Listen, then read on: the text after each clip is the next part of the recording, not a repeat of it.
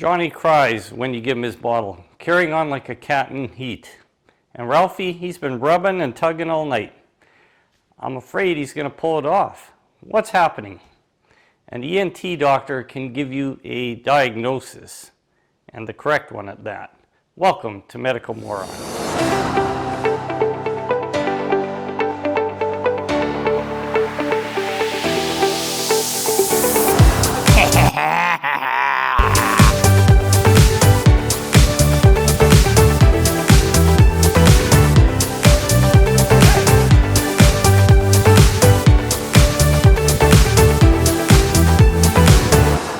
Guess what? It does happen. Your little Ralphie gets sick.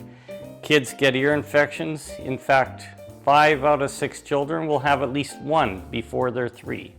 Why? Immature immune systems, and their little ears simply don't drain well. That's why you end up here at the doctor's office. An ear infection can happen when the ear becomes a breeding ground for bacteria from a scratch, from something else they've stuck in there.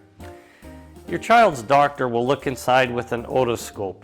It's a tiny flashlight about this big, has a magnifying lens on the end, and a healthy eardrum, well, it has a pinkish gray look to it. Different than an infected one, which is red, swollen, and usually comes with itchiness, pain, rubbing, or tugging. This scope can send a puff of air which vibrates the eardrum in a healthy manner.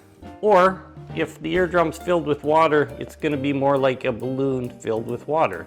And they can tell this when they puff the air in, it's kind of a dampened state, which is an unhealthy response, suggesting fluid inside the ear. Our bodies have what's called a eustachian tube, or eustachian tube.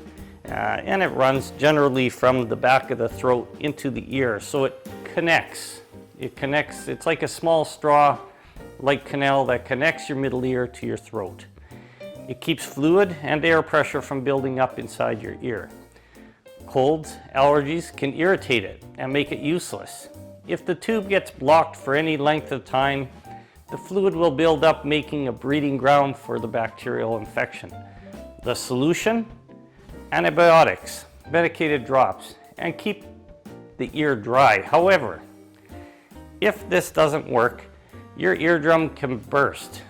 And if that happens, you may see pus, streaks of blood, or water draining from your ear. Your hearing will be impaired. It sounds crazy, but it will heal itself in a week or 2.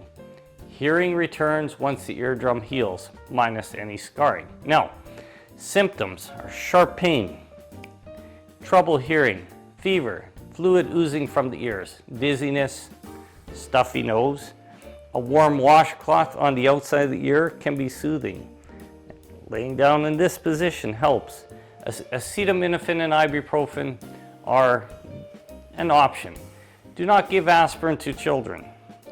Ear infections often go away on their own. So don't be surprised if your doctor suggests the let's wait and see on the ear infection. It may be viral, and antibiotics only work on bacteria.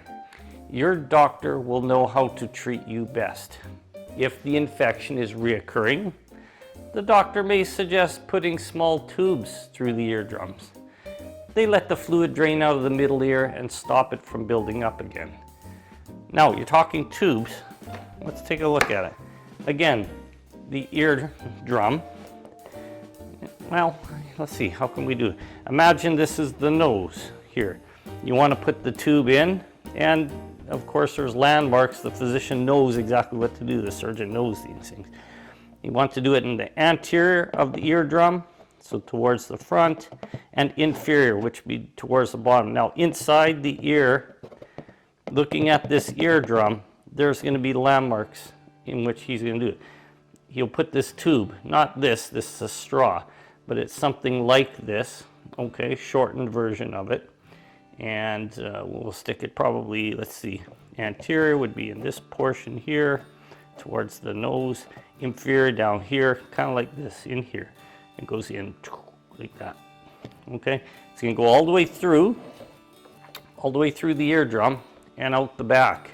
When this happens, it tends to, well, it drains, and you'll see or we will see, kind of a pus, a little bit of blood sometimes. They suck it out with the suction, and then the ear may have a little fluid build up behind it. That comes out, and then the tube being inside there, eardrum, allows oozing, allows the flow to come out. So there's never really a fluid buildup from that point on.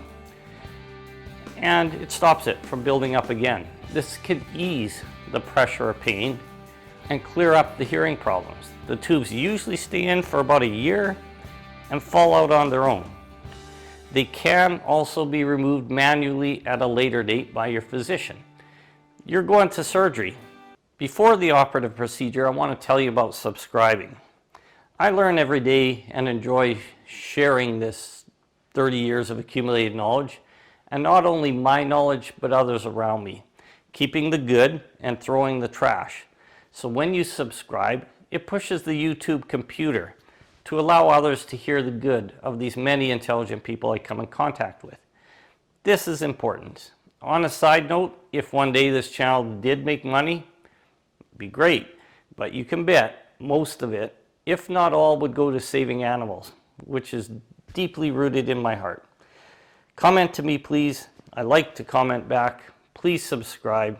I'd love to add you to my subscribers list. This is one of the simplest surgeries done in the OR today. However simple, it's also technically difficult and done with the steadiest of surgeons' hands. And the cut is precision. You're anesthetized while the surgeon makes a small incision using a microscope on the anterior inferior portion of the eardrum, as I explained earlier. The tube will be placed and drained of water and pus subsiding from behind the drum. The tube allows drainage of water and or infection out of the ear through the back door, so to speak. So it's coming out here, not through the tube, which is generally a air tube anyways, and hence the reason we call these PE tubes or pressure equalization tubes. This hopefully allows healing of the infection and time for the eustachian tube. Babies often have earaches, so up to the age of 3 you're almost guaranteed to have one. So as the baby ages and grows bigger, these tubes grow bigger, allows better conduit for carrying air or unwanted material and or fluid away from the middle ear. Post-operative instructions are individualized by your surgeon, but they may include, once feeling better, resume normal activities. Get out there and do your things, kids. Encourage blowing of the nose gently. Now this is for slightly older people, of course. Sneeze with the mouth open. Elevate the head on one or more pillows and avoid entry of water to the ear for about 2 weeks. Use earplugs when washing hair, as soap is more of a problem than water. Use acetaminophen. Use some ibuprofen, low doses. Talk to your doctor. He's going to be individualized about this per weight of the patient. Notify the doctor if excessive bleeding or drainage. Fever greater than 101, ear pain more than 2 days, not getting better, or a displaced tube. And that about ends it for today's Medical Moron. Today was myringotomy with placement of PE tubes. Until next time, take care.